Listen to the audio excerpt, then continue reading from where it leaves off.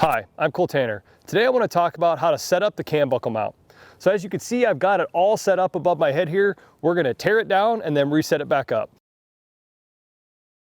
So the big thing that I would tell you right up front is that the cam buckle strap will go on a tree 6.5 feet in circumference.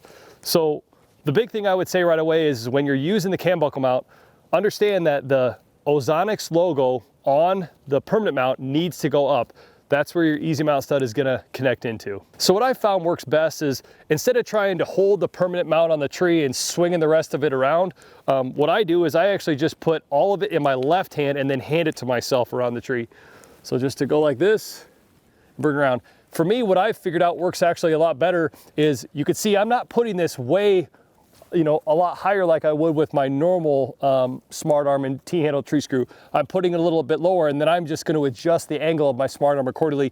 It makes it a lot easier to work with. So what I would tell you to do is when you get this, position the permanent, mount, roughly right above your head, and then you're going to connect that buckle onto the loop here. And the big thing I would tell you right away is don't try to tighten this strap all the way.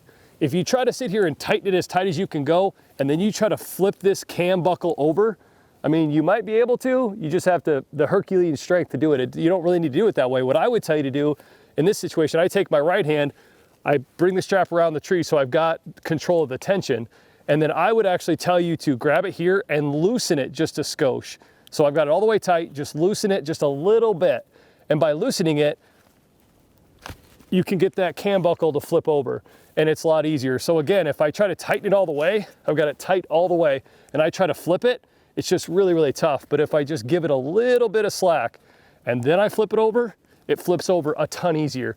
And then I would tell you to do with the rest of the strap is instead of letting it, dangle here and, kind of look like a flag waving in the sky, I would tell you to wrap it around the tree and just kind of cinch it like that. Now from there, again, like we talked about earlier, the Ozonics logo is going to be facing up. So then all I have to do is grab my smart arm, set that down in, and again, you can see that I've got this angled up a bit farther, which gets me more of that 8 to 12 inches above my head. And then obviously, I'm gonna crank up my Ozonics, boost mode, hyper boost, and then just connect it onto my easy mount stud. And it's as easy as that. Okay, now we've got our cam buckle mount set up. The other thing I would tell you to think about is when you start adjusting your unit, I actually use both hands. So I put one hand on the unit and I put one hand on this thumb knob on the bottom. So when I loosen this up, then I can adjust the angle of the unit and adjust the smart arm. So if like I said, we have a northwest wind out here this morning, so I'm gonna loosen it and I'm gonna adjust it over this way and make sure I get my 30-degree angle, and I'm good to go. Again, you can see that this cam buckle mount, I mean, it stays. Like you said, you don't need to put that strap super duper tight before you flip that over, just tighten enough and it holds it just fine.